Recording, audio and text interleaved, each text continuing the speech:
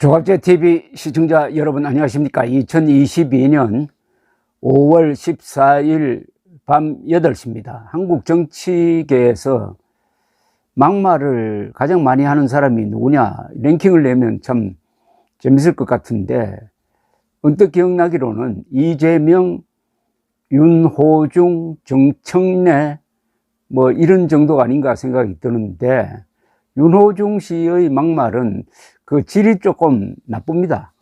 이 사람이 서울대학교 다닐 때 유시민 등과 작당을 해가지고 서울대학교에 들어온 청년 4명을 프락치로 몰아가지고 끌고 가가지고 길게는 일주일이나 감금하고 폭행하고 물주전자로 코에 들이부어가지고 물고문을 했던 사건의 공범입니다.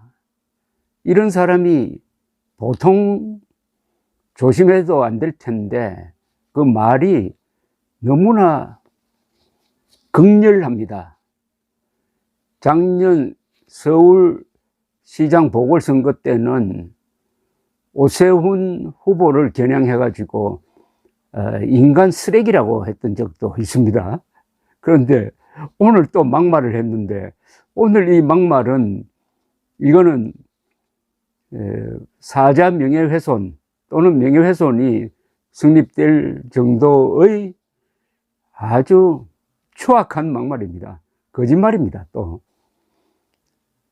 박정희 전 대통령이 김대중 전 대통령을 죽이려 했던 것처럼, 이명박 전 대통령이 노무현 전 대통령을 죽이려 했던 것처럼, 윤석열 대통령이 이재명 후보를 죽이려 해서는 절대 안 된다라고 했습니다. 박정희 대통령이 김대중을 죽이려 한 적도 없고, 이명박 대통령이 노무현을 죽이려 한 적도 없습니다. 명백하게 사실과 어긋나는 건데, 그랬잖아요. 내가 이번에 대통령에 떨어지면은 감옥에 갈지 모르겠다고 했는데, 이재명에게 물어보고 노무현 전 대통령이 왜 그런 죽음을 맞이했는지는 잘 아는 사람이 있습니다. 살아있는 사람에게 물어봐야지. 이렇게 감옥에 있다고 해가지고 이명박 전 대통령에게, 또 무덤에 있다고 해가지고 박정희 전 대통령에게 살인의 누명을 씌우면 되겠습니까? 오늘 인천 계양구에서 열린 이재명 인천 계양을 국회의원 보궐선거 후보 선거사무소 개소식에서 축사를 한다면서 이런 거짓말 악담을 했습니다. 윤 위원장은 이 후보가 계양에 출마하니 여당과 정권 주변에서 방탄운운하며 난리가 났다. 이 사람들이 온갖 수를 다 내서 이재명을 죽여보려 했는데 어렵게 되자 심통을 부리는 이야기가 너무 많다는 생각이 든다 라고 했습니다. 자, 그러면은 우선 박정희 전 대통령이, 당시 대통령이 김대중, 도쿄에 있던 김대중 납치를 지시한 적은 없습니다. 그런 흔적이 전혀 없습니다. 아무리 조사를 해도. 이후락 당시 중앙정보부장이 그때 여러 가지 일로 박 대통령으로부터 신임을 잃으니까 만회하기 위해서 중앙정보부 조직을 시켜가지고 납치해 온 것입니다. 이후락도 김대중을 죽이려고 한 흔적이 없고 죽이라는 명령을 내린 적도 없습니다. 그 다음 노무현 전 대통령이 2009년 5월에 투신 자살을 한 것은 이미 그 전후 사정이 자세히 기록에 남아 있습니다. 그런데 오늘 윤호중이 이명박이 노무현을 죽였다고 하는 바람에 괜히 저 지하에 있는 노무현까지 불러냈습니다. 노무현 전 대통령 친족들이 아마 윤호중에 대해서 아주 감정이 좋지 않을 겁니다. 왜 가만히 있는 사람을 건드립니까? 이런 식으로. 그러니까 저도 할 수 없이 이명박 대통령을 변호하기 위해서 이런 방송을 하게 되는 것 아닙니까? 이건 완전히 윤호중 때문입니다. 그렇다면 과연 이명박이 노무현을 죽였느냐 한번 알아보겠습니다. 자료를 제가 제시를 하겠습니다. 여러분 판단해 하십시오. 노무현 전 대통령 자살 직후인 2009년 6월 12일 대검 중앙수사부가 수사 결과를 발표를 했습니다. 잘 아시다시피 노무현 전 대통령은 뇌물수수 혐의로 수사를 받던 도중에 그런 극단적 선택을 했던 것입니다. 중앙수사부 부장 이인규 검사장이 발표한 이 수사의 아주 간단한 부분만 소개해 드리겠습니다. 혐의가 뭐였느냐 이겁니다. 노무현 전 대통령이 2006년 9월에서 2008년 2월 사이에 기업인으로부터 4번에 걸쳐 미화 640만 달러 등을 받아서 이게 뇌물수수 혐의다. 이게 수사의 초점이었습니다. 그런데 수사 진행 경과를 검찰이 발표한 거 보면 아주 구체적으로 나옵니다. 2008년 12월 중순 퇴임한 이후입니다. 홍콩 계좌의 송금 지시서 및 박연차 진술에 의하여 노건호, 노무현 아들이죠. 그리고 연철호, 노무현 형, 노건평의 마사위입니다. 의 500만 달러 수수 단서를 포착을 했다. 그래서 관련 계좌 확인을 위한 형사사법 공조 요청을 했다. 2009년 2월 미화 환전 자료 및 관련자 진술 등에 의해서 100만 달러 수수 단서가 포착이 되었다. 이렇게 나옵니다. 구체적으로 나옵니다. 2009년 4월 7일 노무현 전 대통령은 측근인 정상문이 체포된 직후 인터넷 홈페이지를 통해서 부인 권양숙 여사가 100만 달러를 받은 사실, 그리고 연철로가 500만 달러를 받은 사실을 시인을 했습니다. 2009년 4월 10일에서 4월 26일 사이 연철로, 노건호 및 동업자 정모, 정상문 상대로 600만 달러의 수수 주체, 성격, 자금 사용처 등을 조사를 했습니다. 2009년 4월 11일에는 권양숙 여사를 소환해서 조사를 했습니다. 2009년 4월 30일 노무현 전 대통령을 소환해서 조사를 했습니다.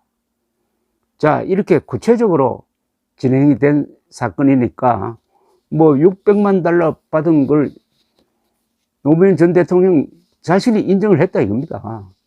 그러면은 보통 이명박이 노무현을 죽였다라고 하면 그 말에 무슨 뜻이 포함되어 있느냐 하면은 없는 사실을 만들어 가지고 뒤집어 씌웠다는 뜻이 포함됩니다. 이런 뇌물수수 혐의가 그것도 600만 달러나 되는데 그걸 검찰이 안 이상 수사를 해야 되지 않겠습니까? 그러면은 적법 절차를 거친 수사가 사람을 죽이는 겁니까? 윤호중 씨, 수사가 사람을 죽이는 겁니까? 당신 머리에는 이렇게 구체적 혐의를 가지고 전직 대통령을 수사하는 게 이게 살인으로 보이느냐 이겁니다. 살인으로. 이 부분은 이명박 전 대통령이 감옥에 있지만은 충분히 명예훼손 고소 사유라고 생각이 됩니다. 그런데 조금 더 누가 죽였느냐 자꾸 이런 이야기를 하면서 이명박이 죽였다고 하니까 거기에 대해서 조금 흥미로운 자료를 하나 제가 소개해 드리겠습니다.